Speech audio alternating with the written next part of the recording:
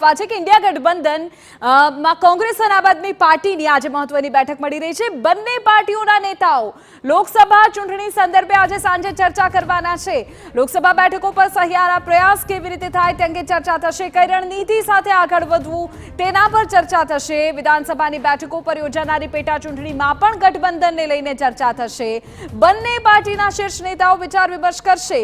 પેટા ચૂંટણીમાં પણ ગઠબંધન અગાઉ જ જાહેર થઈ ચૂક્યું છે, ત્યારે આ તમામ મુદ્દાઓ આજની બેઠકમાં હશે।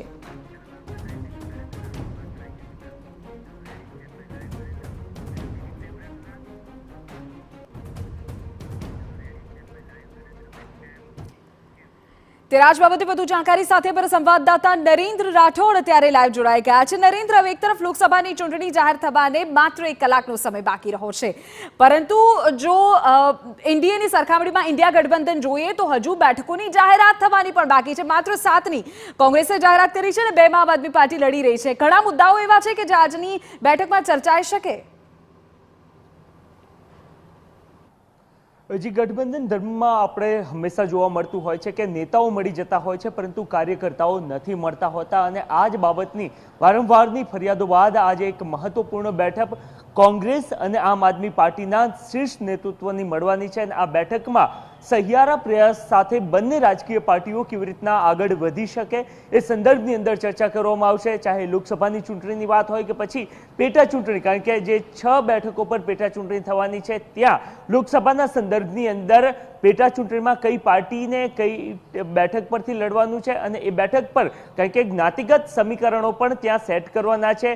જે પ્રકારના લોકસભાના ઉમેદવાર હશે એના જ પ્રમાણમાં જે તે વિસ્તારના જે સ્થાનિક સમીકરણોને ધ્યાનમાં રાખીને કઈ જ્ઞાતિને ટિકિટ આપવામાં આવે એ સહિતની તમામ બાબતો પર આ એક મહત્વપૂર્ણ બેઠક થવાની છે। અને આ બેઠકમાં શક્તિસિંહ ગોહિલ એ સહિત આમ આદમી પાર્ટીમાંથી ઈશુદાન ગઢવી અને બંને પાર્ટીના શીર્ષ નેતૃત્વ ઉપસ્થિત રહેશે અને બંને રાજકીય પાર્ટીઓ રાજકીય કાર્યકર્તાઓ પોતાના છે એને સાથે લઈને કેવી રીતના આગળ વધવું એ સંદર્ભની અંદર ચર્ચા કરતી જોવા મળશે। જો વાત કરવામાં આવે તો આમ આદમી પાર્ટીને જે 2 બેઠકો મળી છે એના કેન્ડિડેટ જાહેર થઈ ચૂક્યા છે, પરંતુ કોંગ્રેસને જે 24 બેઠકો પર લડવાનું છે એ પૈકી માત્ર 7 બેઠકો પર જ પોતાના નામ તેઓ જાહેર કરી ચૂક્યા છે અને બાકીની 17 લોકસભા બેઠકો એવી છે કે જ્યાં કોંગ્રેસ પોતાના ઉમેદવાર કોણ હશે એને લઈને હજુ પણ અસમંજસની સ્થિતિમાં જોવા મળી રહ્યું છે અને એના જ કારણે હજુ પણ એ સ્થિતિ સ્પષ્ટ નથી થતી કે ક્યાંથી કોને ઉમેદવાર કોંગ્રેસે બનાવવા।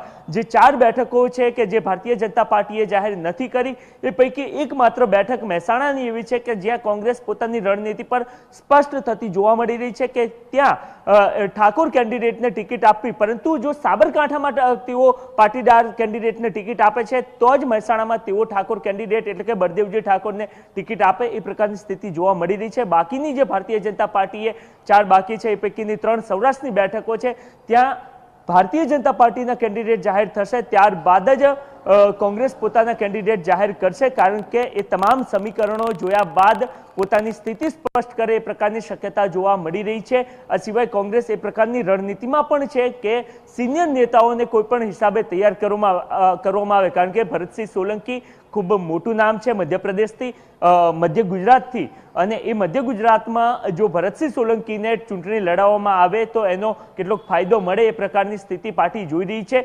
કોંગ્રેસ આ યુદ્ધને એટલે કે આ ચૂંટણીને એક મોટા યુદ્ધ તરીકે જોઈ રહ્યું છે, ત્યારે એના સૌથી મોટા યોદ્ધાઓ પણ એ ચૂંટણી મેદાનમાં ઉભા રહેલા હોવા જોઈએ એ પ્રકારનું રાહુલ ગાંધીનું માનવું છે। એના જ કારણે ભરતસિંહ સોલંકીએ સ્પષ્ટ ના કરી હોવા છતાં પણ હજુ પણ એમને મનાવવા માટેના પ્રયત્નો થતા જોવા મળી રહ્યા છે।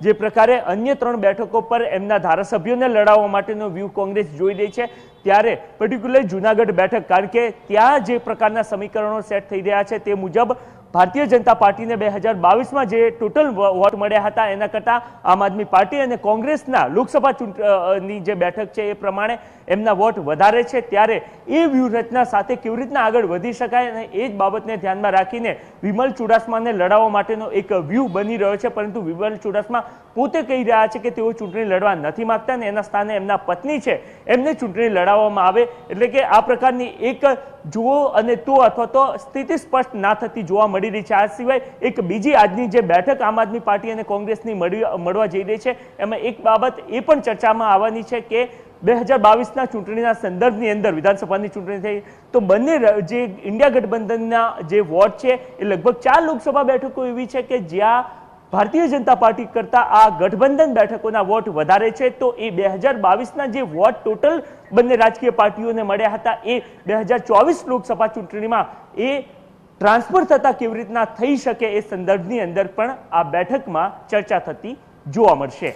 બિલકુલ નરેન્દ્ર, આગળ પણ આપની પાસેથી અપડેટ મેળવીએ છીએ. ખૂબ મહત્વપૂર્ણ જાણકારી પર સંવાદદાતા આપી. એક તરફ લોકસભાની ચૂંટણીના ઉમેદવારોના નામ તો બીજી તરફ પેટા ચૂંટણીમાં કોણ પ્રતિનિધિત્વ કરશે એ પણ પ્રશ્ન છે. જોવાનું એ રહેશે કે આ મહાસંગ્રામની જ્યારે શંખનાદ થઈ જશે ત્યારબાદ અન્ય પક્ષો કેટલી હરકતમાં આવે છે, કારણ કે બસ થોડી મિનિટોનો સમય બાકી રહ્યો છે અને આ મહાસંગ્રામની મહાઘોષણા થઈ જશે, આચાર સંહિતા અમલી થઈ જશે.